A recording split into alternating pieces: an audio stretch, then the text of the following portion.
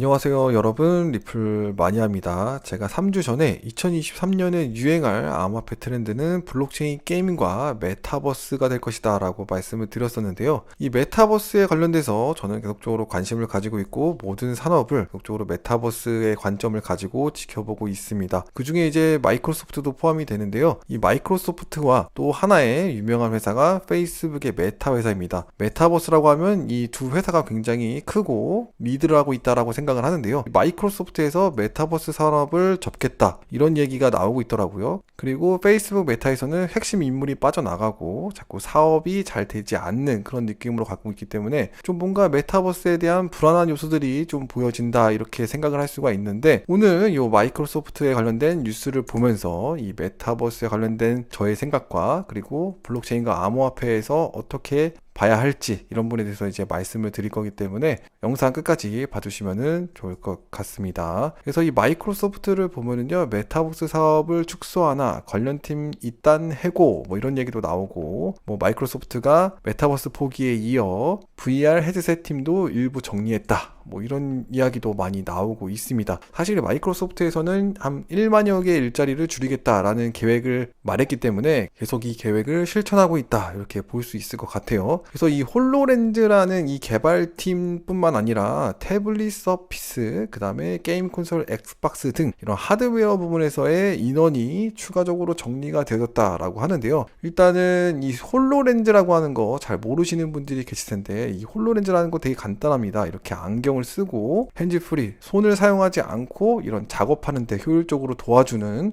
그런 역할을 하게 되는 거죠. 지금 가격은 한 3,500불 정도 되어지는 것으로 나와 있는데요. 이거 보시면은 작업을 하는데 옆에 안경 쓰고 화면이 보이고 작업 과정이 써져 있는 거 보이시죠?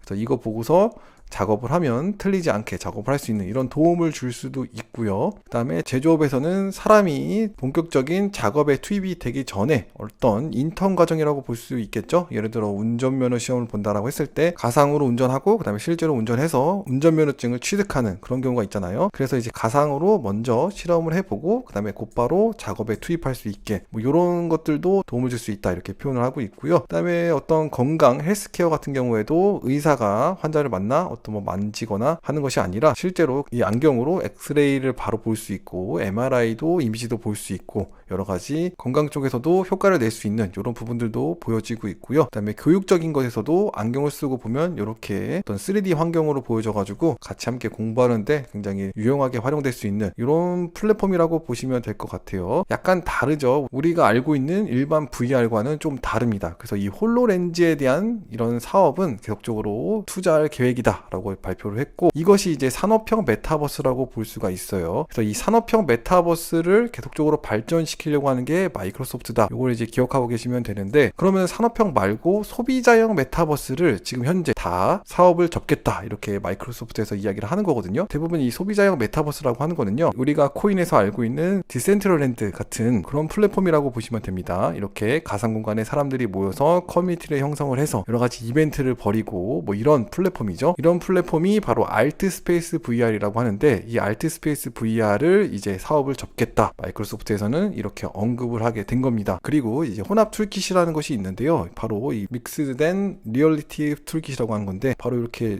자료를 좀 더 볼 수 있도록 도와주는 핵심적인 뭐 이런 역할을 하는 팀의 부서가 있는데, 이런 부서를 다 철회를 하고 이 사업도 접겠다 이제 이야기를 하게 됐습니다. 아까 말씀드렸던 디센트럴랜드와 같은 이런 메타버스 관련된 거는 3월에 폐쇄가 된다라고 합니다. 그리고 혼합 툴킷 사업은 완전히 접게 된 거고요. 그리고 마이크로소프트는 이 메시라고 하는 것에 좀 더 집중을 해서 산업을 발전시킬 거라고 합니다. 메시도 잘 보시면요, 우리가 영화에서 보던 이런 장면들이 나옵니다. 그래서 안경을 쓰고 이렇게 뭔가 가상 공간이 나와서 서로 함께 보고서 뭔가 정보를 나눌 수 있는 뭐 이런 환경으로 보여지죠. 우리가 아이언맨 뭐 이런 데서 많이 봤던 그런 그림들이 보여집니다. 이런 것을 실제로 마이크로소프트가 개발을 하겠다 이런 거기 때문에, 이런 마이크로소프트 마이크로소프트가 메타버스 사업을 전부 다 접는 거는 아니다라는 것을 여러분들 인식을 하고 계시면 될 것 같습니다. 마이크로소프트나 페이스북 같은 경우에는 이런 산업형 메타버스로서 뭔가 최적화된 이런 분위기로 회사의 업무 능력을 높일 수 있는 이런 어떤 계획을 가지고 지금 준비를 하고 있다, 이렇게 볼 수가 있습니다. 그러면은 메타버스 산업은 계속적으로 이렇게 발전이 되게 될 것인데, 그러면은 암호화폐에서는 어떻게 될 것이냐라고 생각을 했을 때는 제 생각은 그렇습니다. 메타버스로 가기 위해 지금 사업적으로서 업무 환경이 이렇게 바뀌어지고 있는 거고요. 블록체인 쪽에서는 게임을 통해서 뭔가 많은 것들이 발전될 것이라 생각이 듭니다. 그래서 어떻게 보면은 디센트럴랜드나 더 샌드박스 같은 이런 뭐 소비자형 메타버스는 점점 유행이 줄어들지 않을까, 이런 생각을 해보는데요. 그리고 블록체인 게임이 점점 더 발전이 돼서 산업형 메타버스와 메타버스 게임과 어우러지면서 점점 실생활의 메타버스 세상이 되는 이런 상황으로 변하지 않을까, 이렇게 저는 보고 있습니다. 그래서 마이크로소프트가 메타버스 산업을 다 버리지 않고 산업형 메타버스만 계속적으로 살리면서 가고 있다, 이렇게 알고 계시면 좋을 것 같습니다.